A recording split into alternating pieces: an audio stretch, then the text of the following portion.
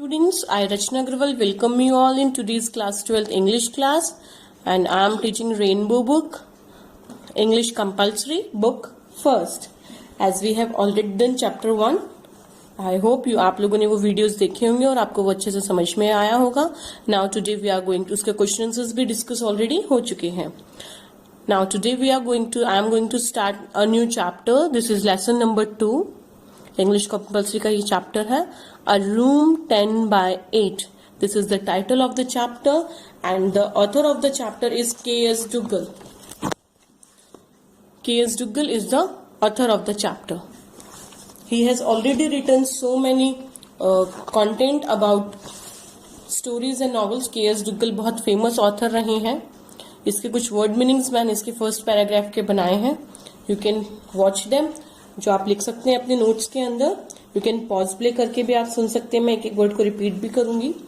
K.S. Duggal के बारे में मैं आपको बता रही थी कि K.S. Duggal जो है एक रिनोन्ड इंडियन राइटर हैं, जिन्होंने इंग्लिश में और पंजाबी में बहुत अच्छी स्टोरीज वगैरह राइटिंग किया है. उन्होंने more than 500 short stories he has already written, 10 novels he has written, 50 short plays and so many other things. He has also been given Padma Bhushan award जो है उनको वो भी मिला हुआ है. ये जो बेसिकली स्टोरी है रूम 10/8, ये एक जनरेशन गैप के थीम के ऊपर बेस्ड है. This lesson is based on the theme of generation gap which is emerging as a serious threat to our social fabric.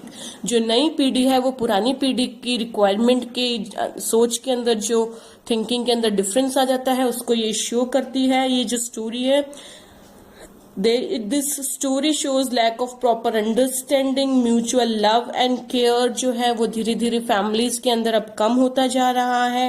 जो गैप है जनरेशन का वो इंक्रीज होता जा रहा है. सो इसके अंदर वही सब हम अभी डिस्कस करने वाले हैं. इस चैप्टर के अंदर K.S. Duggal ने बेसिकली ये सब डिस्कस किया है कि किस तरीके से एज के अनुसार इंसान की सोच बदल जाती है. वो अपने पेरेंट्स को जिन्होंने उनको हमेशा ग्रो किया है, लव एंड केयर किया है, अपने ओन पेरेंट्स को या ग्रैंड पेरेंट्स को हम लोग आज के मॉडर्नाइजेशन के अंदर कैसे उनको हम इग्नोर करते हैं. ये एक सटारिकल वेन है, एक सरकास्टिक इसके अंदर रिमार्क है कि क्या इस स्टोरी है. Let us now understand this story A room 10/8. Now let us begin this story. तो इस स्टोरी के जो मेन कैरेक्टर्स हैं वो मैं आपको बता देती हूँ. जो इस स्टोरी के मेन कैरेक्टर्स हैं बेसिकली मिस्टर मलिक और मिसेस मलिक, एक कपल की ये स्टोरी है. मिस्टर मलिक, मिसेस मलिक जो है एक कपल है. मिस्टर और मिसेस मलिक, एक उनकी बेटी एक उनका बेटा है. ये एक शॉर्ट सी फैमिली है. मिसेस मलिक की मदर इन लॉ भी है, मतलब मिस्टर मलिक की माँ या मिसेस मलिक की हम कह सकते हैं सासू माँ. एक आर्किटेक्ट है. आर्किटेक्ट जो घर बनाता है उसको हम आर्किटेक्ट कहते हैं. और बाद में बेटे की जब शादी हो जाएगी तो बेटे की जो बहू आएगी उसका भी इसके अंदर रोल है, मिसेस मलिक की डॉटर इन लॉ. तो these are the main characters of this story. ये स्टोरी के कैरेक्टर्स हैं. बेसिकली मिसेस मलिक जो है उनका इसके अंदर मेन रोल है. उनसे रिलेटेड सारे कैरेक्टर्स ये हैं. मिसेस मलिक के हस्बैंड, मिसेस मलिक का mother in law, Mrs Malik की बेटी, मिसेस मलिक का बेटा और बेटे की वाइफ. तो ये इसके मेन कैरेक्टर्स हैं. एक आर्किटेक्ट है, उसका भी इसके अंदर शॉर्ट रोल है.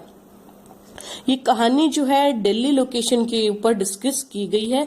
दिल्ली जो इंडिया का स्टेट है वहां के बारे में ये स्टोरी है कि दिल्ली के अंदर वो लोग घर बनवाते हैं, Mrs Malik and mister Malik. Let us read the chapter from the book. This room might be 10/8, said Mrs. Malik, pointing to a square in the draft plan lying on the table before them. It was the third time that she had made this suggestion. It seemed it didn't register on either her husband or the architect engaged to design the house. Basically ये घर का नक्शा बनाया जा रहा है. एक room के अंदर बैठ के डिस्कशन हो रहा है. Mrs Malik is there, Mr Malik is there. 3 characters are sitting in this room. Mrs Malik, Mr Malik और आर्किटेक्ट, 3 लोग इस स्टोरी में बैठे हैं और ये चैप्टर डिस्कस हो रहा है. 3 मेन कैरेक्टर्स हैं. ये हॉल में बैठ के अभी डिस्कशन कर रहे हैं Mrs Malik, Mr Malik and architect. तो आर्किटेक्ट क्या होते हैं, ये वर्ड मीनिंग्स मैंने इसके अंदर लिखे हैं। पॉइंटिंग टू जो टर्म आया है, पॉइंटिंग टू का मतलब होता है इशारा करते हुए। स्क्वायर आप लोगों ने मैथ्स में पढ़ा है, जिसको हिंदी में हम लोग वर्ग कहते हैं, जिसकी 4 इक्वल स्ट्रेट साइड्स होती हैं। ड्राफ्ट प्लान के बारे में ये बात हो रही है कि ड्राफ्ट प्लान मतलब जो बिल्डिंग बननी है उसका नक्शा। तो मिसेस मलिक कहती हैं कि this room might be 10x8।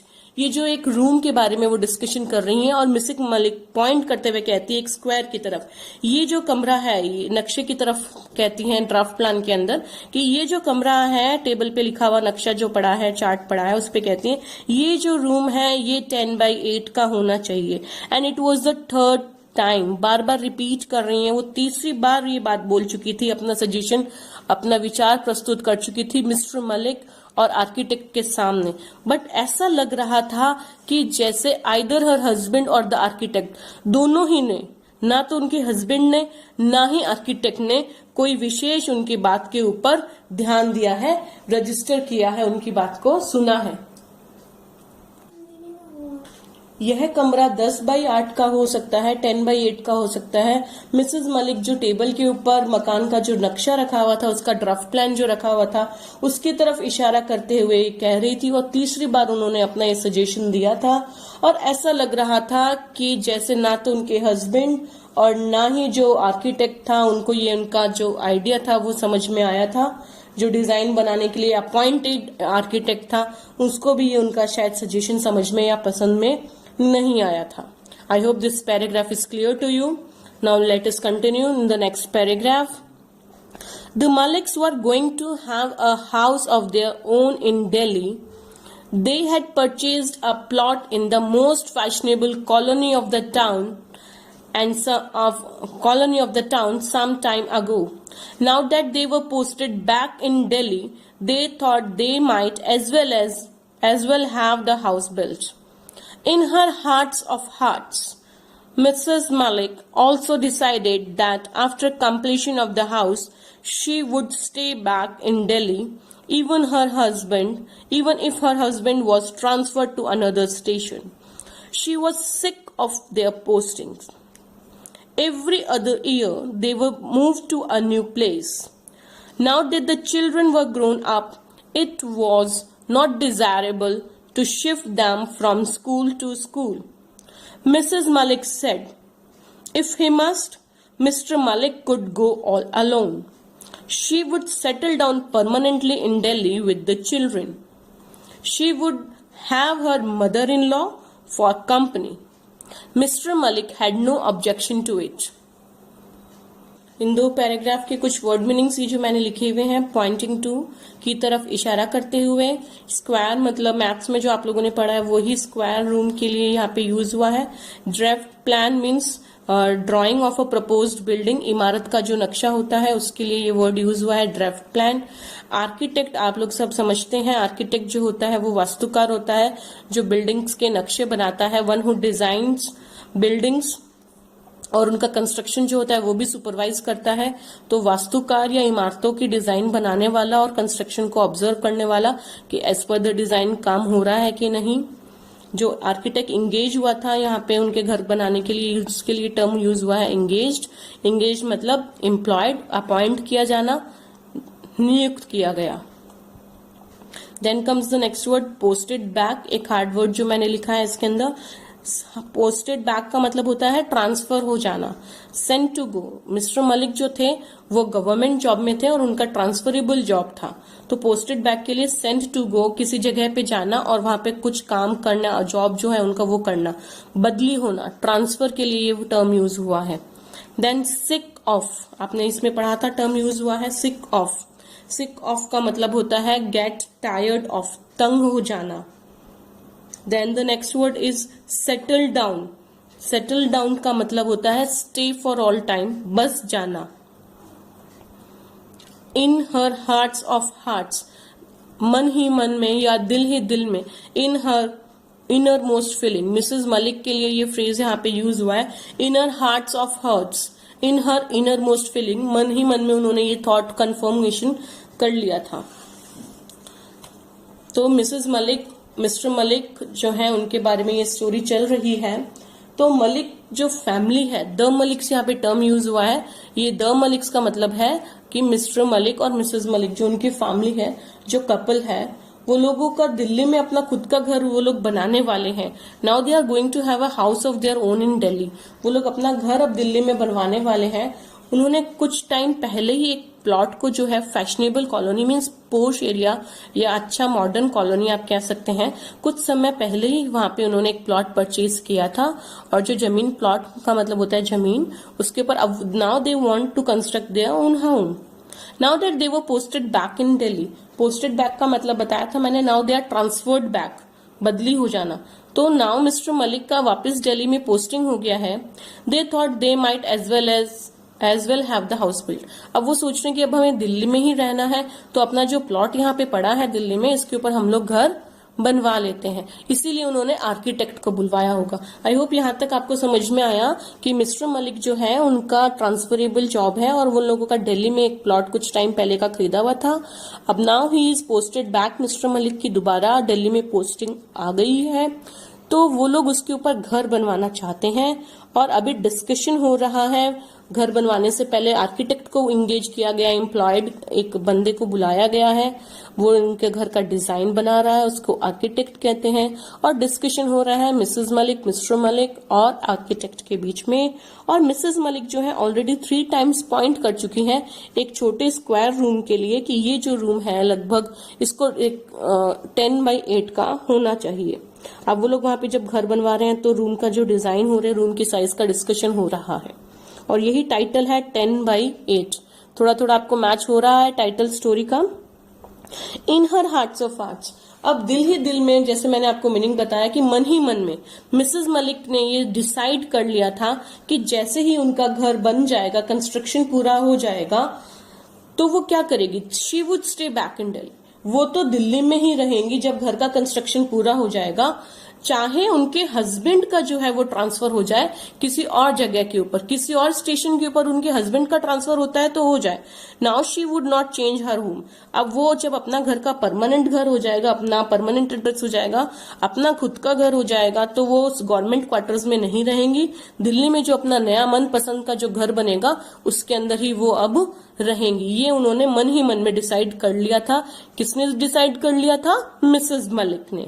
She was sick of their postings. Mrs Malik, sick of का मैंने आपको अभी मीनिंग बताया था। सिक ऑफ का मतलब होता है गॉट टायर्ड ऑफ, तंग हो जाना।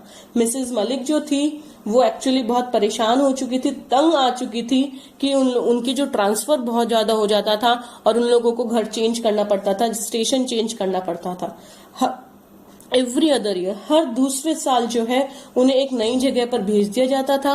बट अब जो कह रही है मिसेस मलिक कि बच्चे, चिल्ड्रन वर ग्रोन अप, बच्चे जो हैं वो बड़े हो चुके हैं और क्योंकि उनको एक स्कूल टू स्कूल चेंज करना थोड़ा डिफिकल्ट हो जाता है, एक स्कूल से दूसरे स्कूल में शिफ्ट करवाना, बच्चे एडजस्ट नहीं हो पाते हैं, उनकी स्टडीज बहुत ज्यादा इफेक्ट होती हैं। तो मिसेस मलिक कहती हैं कि अगर ऐसा कुछ हुआ, जब उनका अपना घर, खुद का घर बन जाएगा और बहुत ज्यादा जरूरी हुआ या जॉब का ट्रांसफर हुआ, तो मिसेस मलिक कहती हैं कि मिस्टर मलिक हैं, आप अकेले जाइएगा, you could go all alone, आप अकेले चले जाइएगा, मैं बच्चों के साथ इस अपने खुद के ही घर में रह लूंगी और बच्चों को पढ़ाई को सफरिंग नहीं होने दूंगी। और साथ में उन्होंने ये भी कहा कि she would have her mother in law for company, और घर पे जो है उनकी सासू माँ भी रह लेंगी। मदर इन लॉ मतलब मिस्टर मलिक की माँ। तो घर पे जब मिस्टर मलिक नहीं रहेंगे, जॉब पे चले जाएंगे, ट्रांसफर हो जाएगा अगर दिल्ली से मिस्टर मलिक का किसी बाहर के स्टेशन पे, तो मिसेस मलिक, उनके दोनों बच्चे और मिसेस मलिक की सासू माँ, ये सब लोग घर पे रह लिया करेंगे। तो मिस्टर मलिक को कोई ऑब्जेक्शन नहीं था, मिस्टर मलिक को कोई आपत्ति नहीं थी, वो उनको कोई प्रॉब्लम नहीं था कि आप लोग ठीक है दिल्ली में अगर रह जाइएगा, मैं ट्रांसफर हो जाएगा तो मैं वहां चला जाऊंगा। ऑब्जेक्शन का मतलब होता है प्रोटेस्ट या ऑब्जेक्शन। ऑब्जेक्शन का मतलब होता है प्रोटेस्ट या पोजीशन या आपत्ति। आई होप आपको यहाँ तक अभी चैप्टर बहुत अच्छे से समझ में आ रहा है, आपको वीडियो समझ में आ रहा है, अच्छा लग रहा है तो please like and subscribe my video. चलिए अभी थोड़ा आगे पढ़ते हैं। The room might be 10x8, Mrs Malik repeated. Her husband was attending to a telephone call in the adjacent room. But this is a store, the architect explained to Mrs. Malik. Yes, but I thought it could be my mother-in-law's room, and after her, it might be used as a storeroom. The architect didn't seem to understand. He looked puzzled by Mrs. Malik's observation. I mean, pause. My mother-in-law could use the room for the present. Pause. As you know, she is old and infirm. She isn't going to be there for. And after her, it could be converted into a storeroom, Mrs. Malik explained haltingly. We will see word meanings of these words difficult from here to here. यहाँ से लेके यहाँ तक के जो भी word meanings hard है वो मैंने write up किए हैं एक पेज पे, so that you can write down in your notebook. Repeated means saying again and again, बार बार जो उन्होंने कहा मिसेस मालिक ने. Attending to means listening to. यहाँ पे attending का मतलब है फोन पे जो बात कर रहे हैं मिस्टर मलिक, यहाँ पे उससे है attending to, फोन को attend करना, listen करना, सुनना. देन एडजेसेंट जो वर्ड है, एडजेसेंट का मतलब होता है नेक्स्ट टू, क्या तो पास वाला या नियर वाला जो रूम होता है उसके लिए एडजेसेंट वर्ड यूज हुआ है. नेक्स्ट टू जो रूम है उसके लिए. पजल्ड का मतलब होता है कंफ्यूज्ड, उलझन में होना. Then the next word is observation. Observation मतलब a comment based on something you have heard और रेड. जो कुछ भी आपने अंडरस्टैंड किया है, जो कुछ भी आपने सुना है, उसके ऊपर अपना कमेंट करना या अपनी टिप्पणी करना. नेक्स्ट जो वर्ड है वो है for the present. For the present मतलब फॉर जस्ट नाउ, अभी के लिए. Then the next word is inform. Inform का मतलब होता है कि weak and sick because of the old age, आपकी उम्र, ढलती उम्र के साथ में कमजोर हो जाना. Infirm. Then the next word is converted. Converted मतलब बदल दिया जाना, चेंज हो जाना. Then the next word is haltingly. Haltingly means with pause, रुक रुक करके किसी बात को कहता. आई होप आप लोगों ने वर्ड मीनिंग्स लिख लिए होंगे. You can pause and play to write down word meanings. Now let us understand this paragraph. क्योंकि मिस्टर मलिक का ट्रांसफरेबल जॉब था तो मिसेस मलिक ने सोचा कि अब वो वहीं रहेंगी दिल्ली में ही, जब अपना घर बन जाएगा शिफ्ट नहीं करेंगी, बच्चे और मदर इन लॉ के साथ में रह लेंगी. तो उनके विचार से मिस्टर मलिक को कोई ऑब्जेक्शन नहीं था. Now this room might be 10/8. तो मिसेस मलिक ने फिर रिपीट किया, फिर अपने शब्द दोहराए आर्किटेक्ट के साथ में कि ये रूम जो है वो 10/8 की साइज का ही होना चाहिए. हर हस्बैंड जो थे, उनके जो हस्बैंड थे यानी कि मिस्टर मलिक जो थे, पास वाले रूम के अंदर बात कर रहे थे. फोन उनका आ गया था, जो एडजेसेंट रूम था उसमें वो फोन को अटेंड कर रहे थे. But this is a store. Mister Malik तो रूम में बात कर रहे थे, तो अभी हॉल के अंदर या जहां भी डिस्कशन ये हो रहा है वहां भी दो ही लोग रह गए हैं, मिसेस मलिक और आर्किटेक्ट. तो आर्किटेक्ट ने रिप्लाई किया मिसेस मलिक को कि मैडम ये तो स्टोर रूम है ना. यस. तो मिसेस मलिक ने कहा हाँ, बट मेरा ऐसा मानना है, मैं ऐसा सोच रही थी कि ये रूम जो है स्टोर रूम की बजाय मेरी मदर इन लॉ का रूम हो जाएगा, मेरी सासू माँ का रूम हो जाएगा, क्योंकि ये उनके लिए काम आ जाएगा. और जब वो नहीं रहेंगी, आफ्टर हर मतलब कि उनके जाने के बाद उसको हम लोग as a store room use कर लेंगे. आर्किटेक्ट को ये बात कुछ समझ में नहीं आई. आर्किटेक्ट ने समझ में नहीं, उसको थोड़ा कंफ्यूज्ड वो हो गया कि ये मिसेस मलिक जो कह रही हैं वो समझ नहीं पाया. He looked puzzled by Mrs Malik's observation. वो श्रीमती मलिक जो थी, उनकी जो स्टेटमेंट था, जो उनका कमेंट था, उनको सुन के बड़े कंफ्यूज हो गए, परप्लेक्स्ड हो गए, पजल्ड हो गए कि मैडम ने तो बहुत दिमाग लगा रखा है इस रूम को. अभी तो सासू माँ का रूम बना देंगे, बाद में स्टोर रूम बना देंगे. थोड़ा कंफ्यूज हो गया, नहीं समझ पा रहा था कि वो कहना क्या चाह रही हैं. जब वो कंफ्यूज हुआ तो मिसेस मलिक ने उनको पॉइंट को एक्सप्लेन करते हुए कहा, हॉल्टिंगली, रुक रुक करके उन्होंने एक्सप्लेन किया है. आई मीन, मेरा मतलब है कि मेरी सासू माँ जो हैं अभी इस रूम के लिए इसको यूज कर लेंगी, 10/8 को अभी यूज कर लेंगी. एज यू नो, जैसा कि आप जानते हैं कि वो एजेड है, ओल्ड है और वीक हो चुकी हैं. तो इट्स बेटर कि वो जब तक यहाँ पे है वो इसको यूज कर लें, क्योंकि she is not going to be there for, मतलब कि वो ज्यादा, जैसा कि आप जानते हैं कि वो बूढ़ी और कमजोर है, तो कोई ज्यादा दिन वो नहीं, आगे का खुद समझना पड़ेगा, ज्यादा दिन नहीं, मतलब उनका सर्वाइवल जो है वो ज्यादा दिन का नहीं है, ज्यादा सांसें उनके पास उम्र नहीं बची है, मे बी पॉसिबल क्योंकि वो बूढ़ी हो चुकी हैं। तो अब जितने उनके दिन है वो उस रूम के, उनको बहुत ज्यादा बड़ा रूम का रिक्वायरमेंट नहीं है, तो she can use that and after her, और उनके जाने के बाद में उसे स्टोर रूम के रूम में बदल दिया जाएगा, हम उसको कन्वर्ट कर देंगे स्टोर रूम के रूप में। मिसेस मलिक ने ये सारी बातें झिझकते हुए रुक रुक करके आर्किटेक्ट को एक्सप्लेन किया। आई होप आपको ये समझ में आया होगा। इसके अंदर बेसिकली यही बताया है कि एक रूम का डिस्कशन हो रहा है, रूम 10/8 का, और मिसेस मलिक ने आर्किटेक्ट को ये चीज एक्सप्लेन की। पहले उन्होंने 3 बार ये पॉइंट बताया तो दोनों ने इग्नोर किया, समझ में नहीं आया उनके, मिस्टर मलिक के और आर्किटेक्ट के। जब मिस्टर मलिक चले गए फोन पे बात करने पास वाले रूम में, तो मिसेस मलिक ने आर्किटेक्ट को एक्सप्लेन किया कि वो ये रूम को स्टोर रूम नहीं, आर्किटेक्ट ने कहा कि मैडम ये तो स्टोर रूम है, आप इसको रूम क्यों कह रही हैं? स्टोर रूम मतलब आप समझते हैं ना, जिसमें हम लोग अपना स्टोरेज का सामान रखते हैं, लिविंग रूम जो नहीं होता है। तो उन्होंने एक्सप्लेन किया कि ये मेरी सासू माँ के काम आ जाएगा, उन्हें बहुत ज्यादा बड़े रूम की रिक्वायरमेंट नहीं है क्योंकि वो बूढ़ी और कमजोर हैं, तो हम लोग एक्सपेक्ट, ऐसा उन्होंने मेंशन नहीं किया वर्ड्स के अंदर, बट हाँ आफ्टर हर का मतलब इसके अंदर आया है, तो इसका मतलब यही हुआ कि वो उनका जो है कुछ ही साल का जीवन बचा है, और उसके बाद में क्योंकि वो जब चली जाएंगे तो हम इसको कन्वर्ट कर देंगे स्टोर रूम में। ऐसा उन्होंने कंफ्यूज आर्किटेक्ट को रुक रुक करके समझाया। स्पष्ट रूप से वो फ्लो में नहीं बोल पाई क्योंकि वो अपनी सासू माँ का सम्मान करती थी, तो झिझकते हुए उन्होंने ये पॉइंट्स उनको समझाए। आई होप आप लोगों को यहाँ तक समझ में आया होगा। इसके आगे का टॉपिक हम लोग नेक्स्ट वीडियो में करेंगे कंटिन्यू। Thank you.